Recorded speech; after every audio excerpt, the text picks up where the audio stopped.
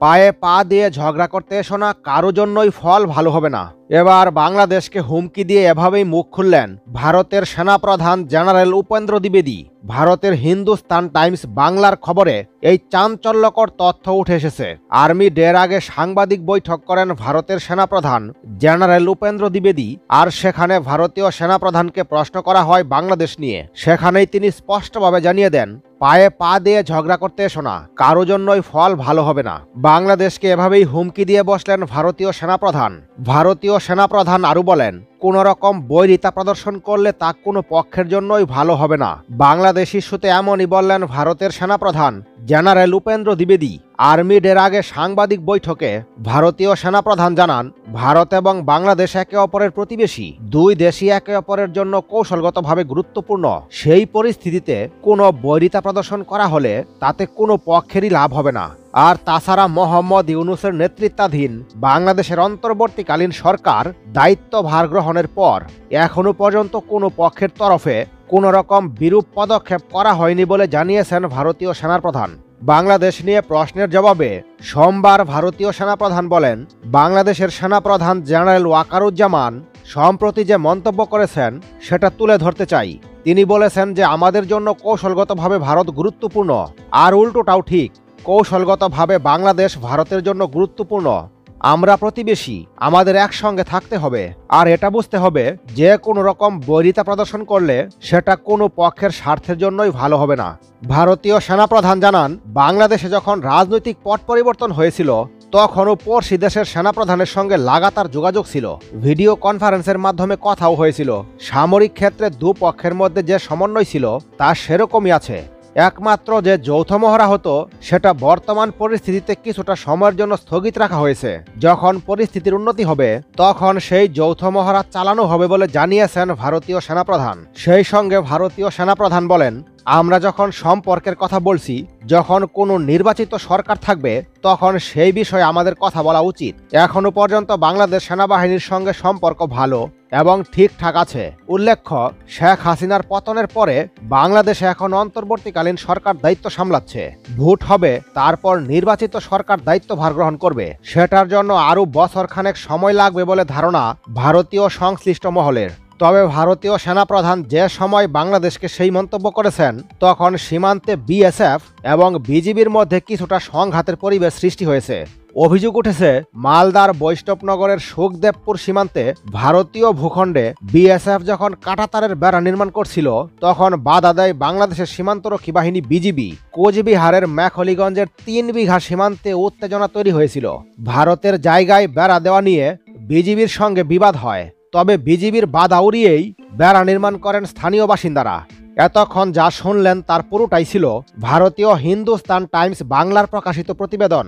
বাংলাদেশ চায় ভারত আক্রমণ করুক, বাংলাদেশে ভোট না করাতে ষড়যন্ত্র মোহাম্মদ ইউনূসের। হিন্দুস্তান টাইমস বাংলা আরেকটি চাঞ্চল্যকর তথ্য প্রকাশ করেছে। ইউনূসকে পাক চীনের দালাল আখ্যা দিয়ে তুপের মুখে পড়েছেন ভারতের বর্ষিয়ান কংগ্রেস নেতা অধীর রঞ্জন চৌধুরী। এর পাশাপাশি তিনি অভিযোগ করেন, বাংলাদেশে হিন্দু সহ সংখ্যালঘুদের নিরাপত্তা নিশ্চিত করতে ভারত বার্তা দেওয়ার পরও ইউনূস প্রশাসনের কোনো হেলদুল নেই। এই আবহে তার দাবি, ওপারে বড় কোনো ষড়যন্ত্র হচ্ছে হয়তো। বাংলাদেশের অন্তর্বর্তীকালীন সরকার এবং মোহাম্মদ ইউনূসের বিরুদ্ধে এবার বিস্ফোরক সব মন্তব্য করলেন বহরমপুরের প্রাক্তন সংসদ তথা বর্ষিয়ান কংগ্রেস নেতা অধীর রঞ্জন চৌধুরী। বিগত কয়েক মাস ধরেই বাংলাদেশে বেড়েছে ভারত বিদ্বেষ। এরই সঙ্গে সাম্প্রতিক সময়ে ভারতে অনুপ্রবেশ বেড়েছে বাংলাদেশিদের। এই অধীর রঞ্জন বলেন, পাকিস্তান ও চীনের দালাল ইউনূস, তাকে সামনে রেখে এটা একটা ষড়যন্ত্র হচ্ছে। সেই কারণে পায়ে পা লাগিয়ে একটা উত্তেজনা তৈরির চেষ্টা করছে। ওরা চাইছে ভারত আক্রমণ করুক, তাহলে বাংলাদেশের নির্বাচনের প্রয়োজন থাকবে না।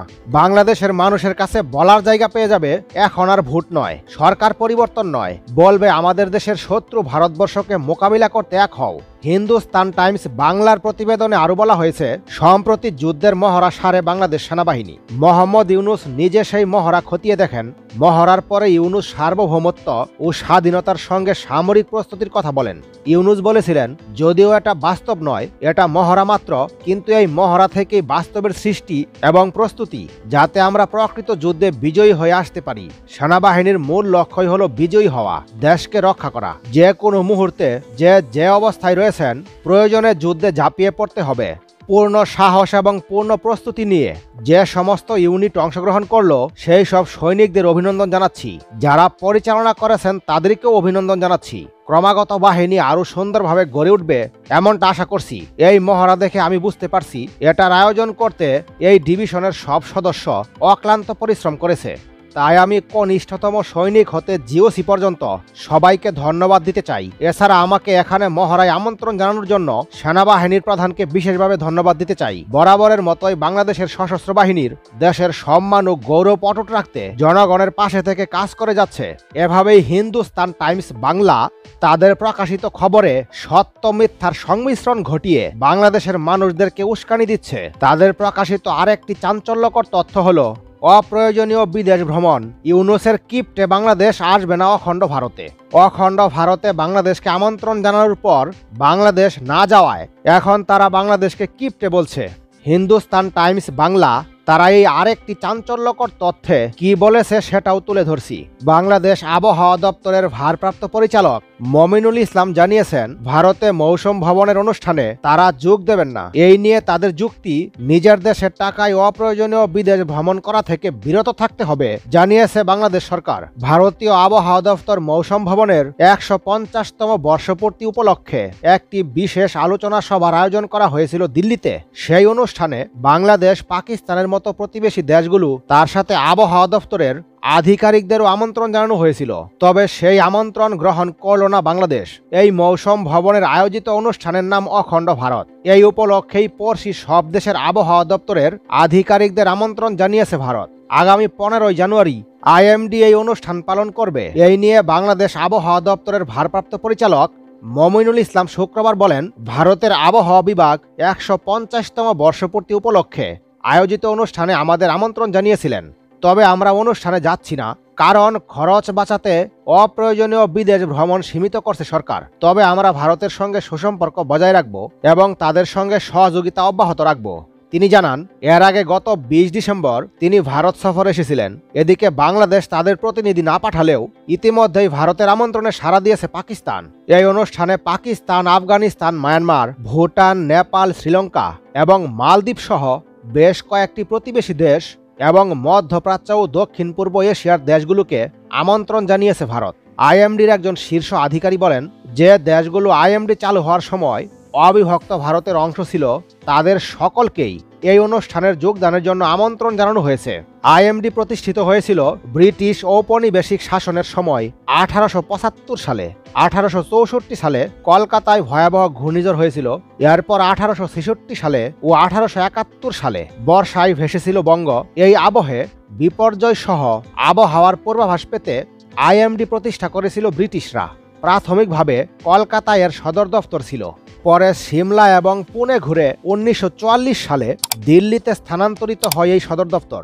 বন্ধুরা, এ ভিডিওর পুরো অংশ জুড়েই ভারতীয় হিন্দুস্তান টাইমস বাংলা তাদের প্রকাশিত খবরে যা উপস্থাপন করেছে তা হুবহু তুলে ধরেছি। এখন এই বিষয়ে মতামত করার দায়িত্ব আপনাদের। আপনাদের মতামত কমেন্টের মাধ্যমে জানিয়ে দিন। ভিডিওটি ভালো লেগে থাকলে পরবর্তী নতুন ভিডিও সবার আগে পেতে একটি লাইক দিয়ে চ্যানেলটি সাবস্ক্রাইব করে রাখুন।